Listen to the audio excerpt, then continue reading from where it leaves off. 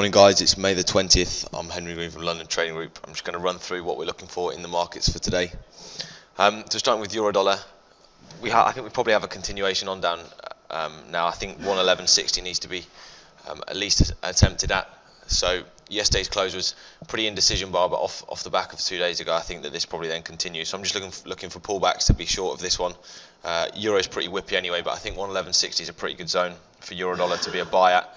So I'm going to be looking for it to get down there for potentially a buy.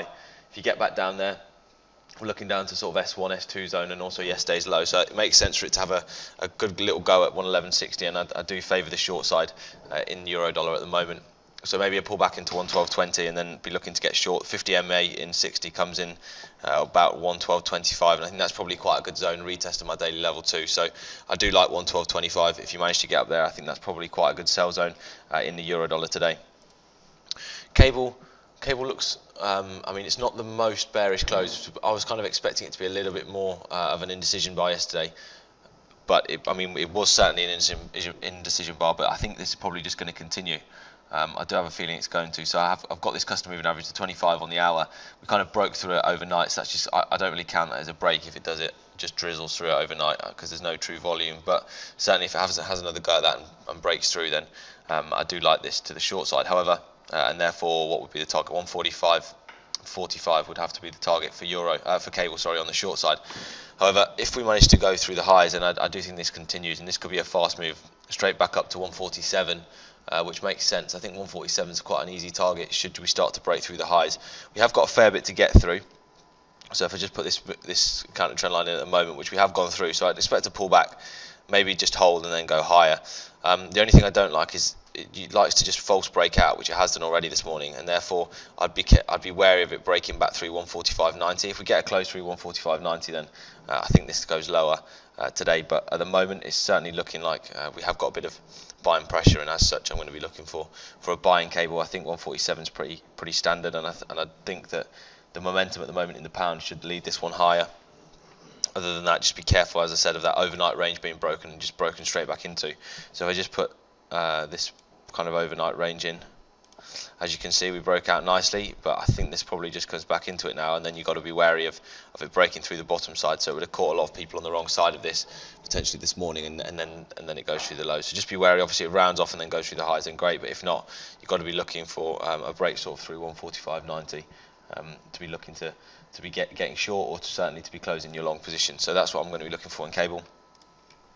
Dollar yen, I don't really know which direction it's going. Yesterday's buy could be just come back and retest the daily trend line that it's broken. I do like it back down to 109.50 eventually, but I think at the moment it probably runs on, and my first target lies between 110.60 and 110.70. I think they're two pretty good zones for this one.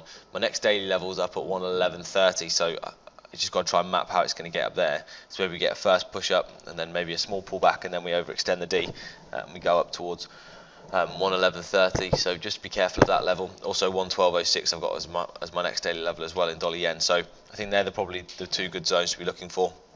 Certainly this looks like a buy. There's rumour that there's it's not rumour, there's option expiries today. It's just what price they expire at. So maybe 110, maybe 111, or maybe even 112. So wherever they are, that's where the price is probably going to be drawn in early trading today. So just be wary of those. Dollar CAD.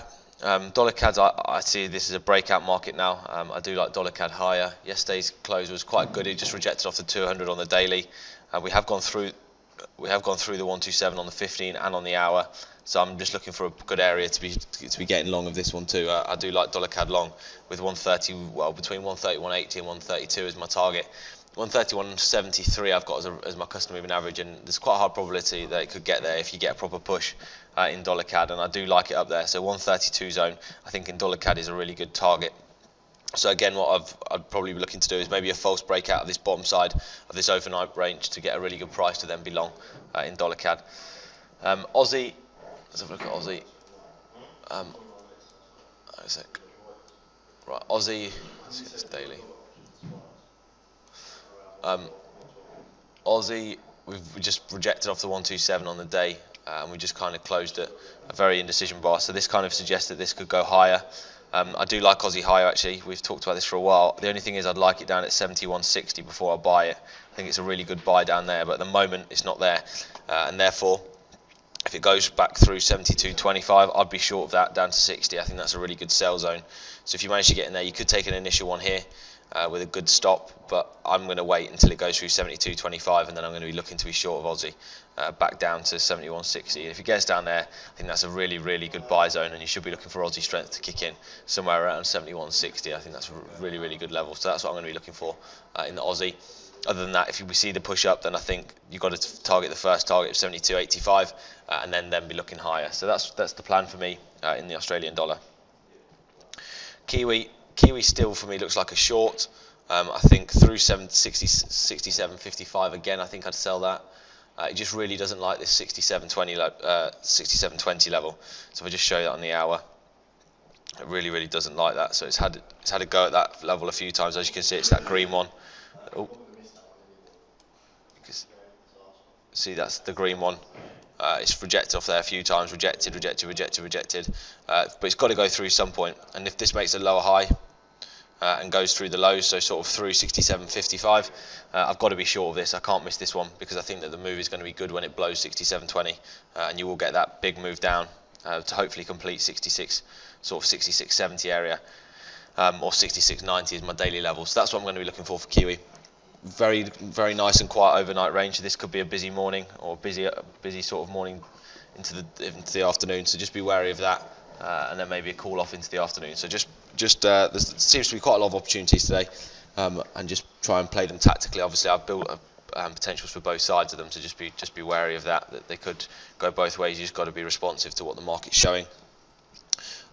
Euro yen just quickly is just retesting my counter trend line, so I know a lot of people want to be long of this.